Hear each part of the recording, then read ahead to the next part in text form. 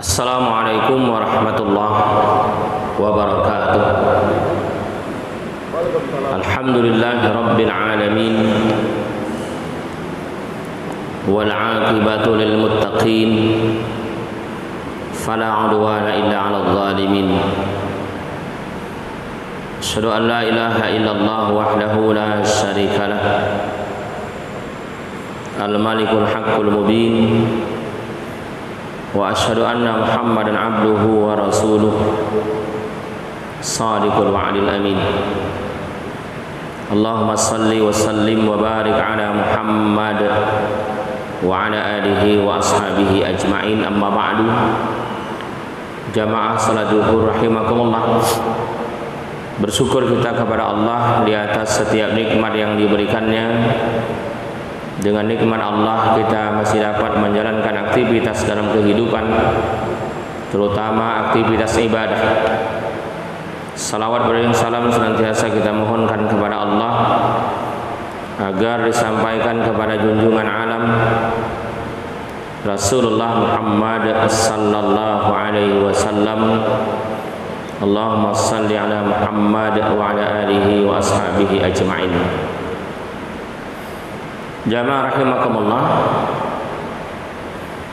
Satu ketika Khalifah Umar bin Khattab radhiyallahu anhu bertemu dengan seorang penggembala kambing di tengah gurun. Lalu terjadilah dialog. Umar bertanya, siapakah pemilik kambing ini? Penggembala yang masih sangat belia itu menjawab, kambing ini adalah milik majikan saya. Berapa jumlahnya? Apakah majikanmu tahu? Dia menjawab, majikan saya hanya mendapatkan laporan dari saya. Berapapun yang saya katakan dia percaya. Lalu kata Khalifah, kalau begitu juallah satu ekor. Hasil penjualannya kamu ambil. Lalu dia berkata, nanti majikan saya marah ya Khalifah. Kemudian Khalifah berkata, tadi kamu katakan bahwa majikanmu tidak tahu berapa jumlahnya. Dan sekiranya kamu tahu, dan sekiranya dia tahu, kamu juga bisa mengatakan dengan berbagai macam alasan. Misalnya kamu katakan bahwa kambingnya telah dimakan oleh serigala, atau banyak alasan-alasan yang lain. Lalu penggembala kambing yang sangat muda itu menjawab yang membuat Khalifah termenung. Apa jawabannya? Ya Amiral Mukminin, fa aina Allah? Wahai Amirul Mukminin, di manakah Allah?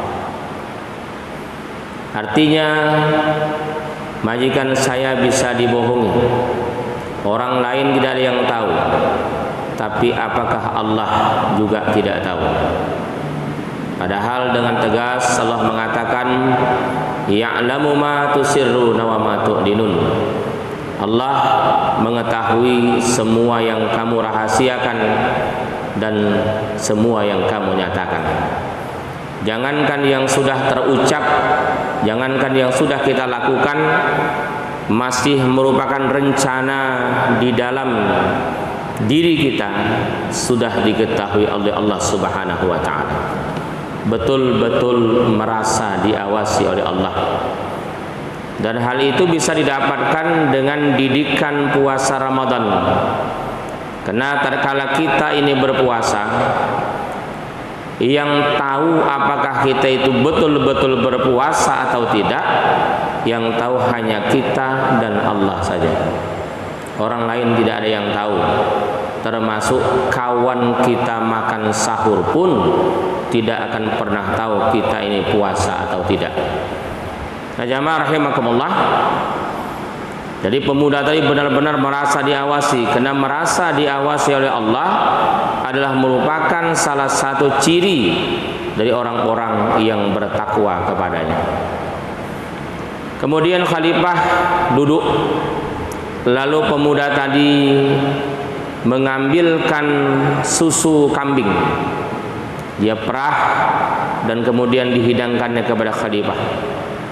Khalifah bertanya, kenapa kamu berani menghidangkan air susu ini, padahal ini bukan milikmu dan ini merupakan milik majikanmu?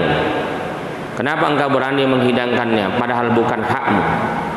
Pemuda tadi kemudian menjawab, ya Khalifah, tentang persoalan ini saya sudah dapat izin dari majikan saya. Saya boleh memerah susu lalu meminumnya, bahkan menghidangkan kepada orang lain. Sudah diizinkan oleh majikan saya. Umar kemudian minum. Setelah Umar minum, Umar melihat pengembala kambing ini tidak minum. Dia hanya menghidangkan saja. Lalu Umar bertanya, kenapa kamu tidak minum? Hanya saya yang minum. Pemuda tadi kemudian menjawab, saya sedang berpuasa. Umar sangat terkejut. Kenapa? Karena hari itu bukanlah hari yang disunatkan berpuasa. Bukan hari Senin, bukan pula hari Kamis yang disunatkan berpuasa, bukan pula berada pada bulan-bulan haram, bukan pula pada tanggal-tanggal yang disunatkan berpuasa. Kenapa kamu berpuasa? Kata Umar, hari ini bukanlah hari yang disunatkan untuk berpuasa. Pemuda tadi menjawab, saya berpuasa hari ini hanya sekedar melatih diri saya agar saya sanggup menahan haus, lapar dan panasnya nanti tatkala kita berada di padang mahsyar. Umar kemudian termenung. Di satu sisi dia gembira, tapi di sisi lain dia terharu. Nah, di sini kita bisa melihat bahwa berpuasa itu sesungguhnya di hari yang manapun boleh. Kalau berpuasa sunat, niatnya dalam rangka mendekatkan diri kepada Allah, bukan harus hari-hari yang disunatkan. Hari yang tidak disunatkan berpuasa pun boleh kita melaksanakan ibadah puasa jika niatnya dalam rangka mendekatkan diri kepada Allah Subhanahu wa ta'ala. Maka Rasulullah SAW dalam sebuah hadis disebutkan bahwa bulan yang paling banyak beliau melaksanakan ibadah puasa adalah bulan Sya'ban. Kenapa? Karena dalam rangka melatih diri mendekati bulan suci Ramadan. Apa yang dididik oleh puasa sesungguhnya sangat banyak. Paling tidak ibadah puasa itu mendidik kita untuk disiplin dalam persoalan waktu. 2 menit atau 1 menit sekalipun sebelum waktunya berbuka, kita tidak boleh berbuka.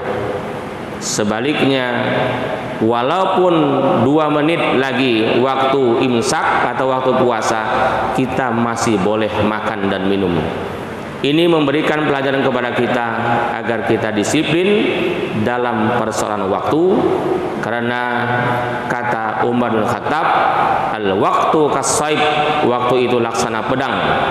Jika engkau tidak mampu mempergunakan waktu, tidak bisa memanage waktu, maka kita akan tergilas oleh waktu itu sendiri. Tatkala pedang tidak hati-hati kita mempergunakannya, maka pedang itu akan menebas kita sendiri. Jamaah rahimakumullah, mudah-mudahan ibadah puasa yang hanya tinggal menghitung hari, kita dapat mempersiapkan diri kita. Yang paling terpenting adalah dengan ilmu, agar benar-benar paham bagaimana kaifiyat atau cara melaksanakan ibadah puasa sehingga benar-benar punya nilai di hadapan Allah Jalla Jalalah. Wallahu a'lam. Assalamualaikum warahmatullahi wabarakatuh.